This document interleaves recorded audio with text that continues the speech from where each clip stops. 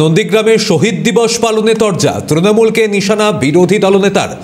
ভূমি উচ্ছেদ প্রতিরোধ কমিটির ব্যানারে শহীদ দিবস বিজেপির পর শহীদ বেদিতে শ্রদ্ধা তৃণমূলের।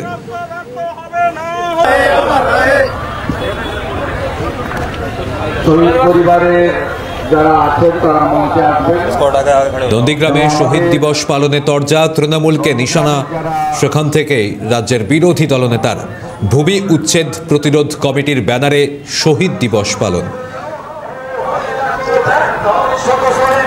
শহীদ বেদিতে মাল্যদান, সেই ছবি আপনারা দেখতে পাচ্ছেন। রাজ্যের বিরোধী দলনেতা শুভেন্দু অধিকারী তিনি নন্দীগ্রামে যান, সেখানে গিয়ে শহীদ দিবস সে শহীদ বেদিতে মাল্যদান করেন, ধূপ অর্পণ করেন এবং পরবর্তীতে এই শহীদ দিবসকে কেন্দ্র করে আবার নন্দীগ্রামে শুরু হয়েছে রাজনৈতিক চর্চা।